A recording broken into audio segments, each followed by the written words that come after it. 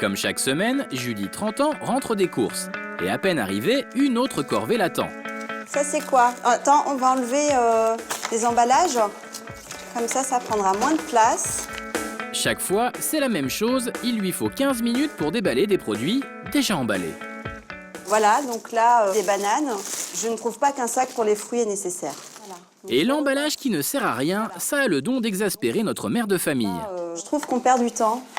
Déjà, on fait, en rentrant, le temps de tout déballer, de tout ouvrir et de rien garder.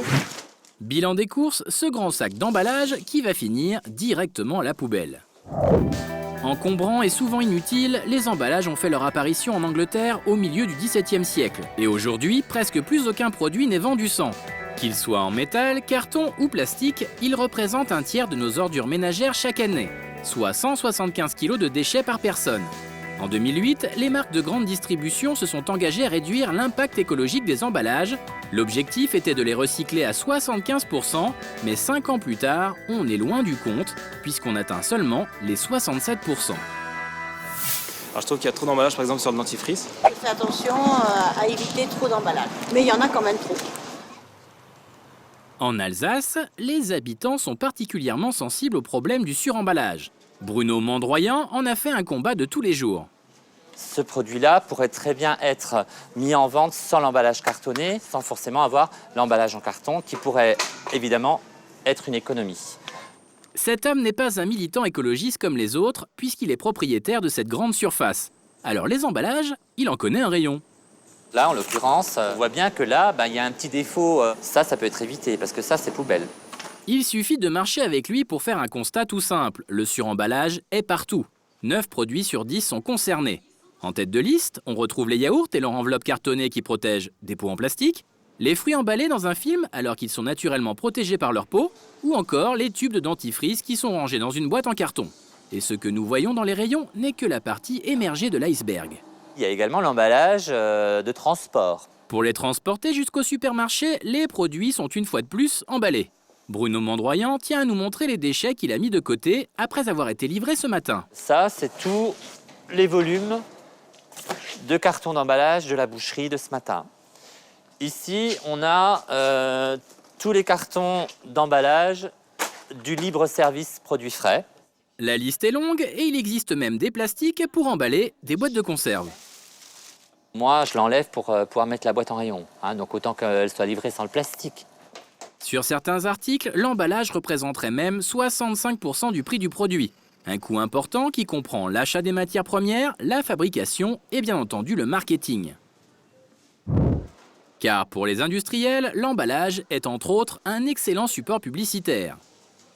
L'emballage, il a une fonction transport, il a une fonction protection, il a une fonction information. Il y a des efforts à faire pour réduire les emballages, les supprimer partout, il n'en est pas question. Même s'il ne peut pas entièrement les supprimer, Antoine Couturier, responsable d'un grand groupe de distribution, essaye de réduire les emballages des produits de sa marque. Une quarantaine d'entre eux ont déjà fait peau neuve, les yaourts et les dentifrices ont perdu leur emballage excessif. Et par an, l'idée sur ces dentifrices d'avoir supprimé le carton qui les emballe, c'est 25 tonnes économisées de carton. Des efforts qui passent parfois totalement inaperçus aux yeux des consommateurs. Alors sur ce produit, on a réduit le PET, c'est-à-dire le plastique qui est intervenu dans la fabrication du flacon. Et il y a 34% de plastique en moins sur ce produit-là. Un geste écologique qui ne se traduit malheureusement pas par une différence de prix au moment de passer à la caisse. Alors c'est sûr que pour le consommateur, c'est difficile à comprendre parce qu'on met moins d'emballage et potentiellement on a une hausse de prix. Moins d'emballage, un prix qui ne change pas, cherchez l'erreur. Nous sommes allés voir Virginie Ferrouillat, professeure de marketing, pour avoir une explication. On peut prendre un exemple qui est un exemple marquant sur un marché de grande consommation en produits alimentaires, qui est le marché des yaourts. Au final, c'est une baisse du coût de l'ordre de 2 centimes. Mais en parallèle, ce qui reste de l'emballage pour protéger le produit a subi une augmentation en termes de coût de matières premières. L'emballage semble avoir encore de beaux jours devant lui. Un avis que ne partage pourtant pas David Edwards. Ce professeur américain a imaginé l'impensable, faire manger aux consommateurs le produit avec l'emballage. Rassurez-vous, il est comestible. Vous voyez, j'ai à l'intérieur des yaourts, mais maintenant la fraise, c'est à l'extérieur et c'est une forme de protection, mais ça se mange. Yaourt, glace, fromage ou boisson, ces bouchées du futur sont protégées par une fine membrane gélatineuse composée de matière organique. Une seconde peau qui se lave à l'eau, comme celle des fruits et légumes. Une révolution qui doit passer par un changement des mentalités. Les consommateurs, effectivement, seront les catalyseurs de cette révolution. Donc, c'est sûr que certaines personnes entreront plus rapidement dans la révolution que d'autres. Avant de faire les révolutions, nous avons demandé à Julie et à son fils Mehdi de goûter ces produits. Notre mère de famille ne supporte pas les emballages classiques, mais de là à les manger. Tu veux goûter? C'est du fromage, ail et fines herbes, et puis au curry. Premier essai avec ces petites billes de fromage. C'est étrange. Ça fait pas comme vraiment du fromage. Julie n'a pas l'air emballée, pas plus que son fils Mehdi. Ça fait un goût bizarre parce que ça fond, et normalement le fromage ça fond pas. Deuxième essai avec la glace au chocolat qui connaît un meilleur sort.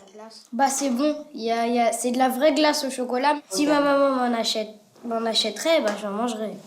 Bilan mitigé donc. Pour Julie, l'idée est bonne, mais il y a encore quelques détails à améliorer avant de convaincre tous les palais. Il y a des progrès à faire en termes de goût et de texture, puisqu'en bouche, je pense qu'il va falloir s'y habituer. Et ça va pas se faire du jour au lendemain. Avis aux amateurs, le premier bar spécialement dédié à ces billes culinaires devrait ouvrir ses portes en juin prochain.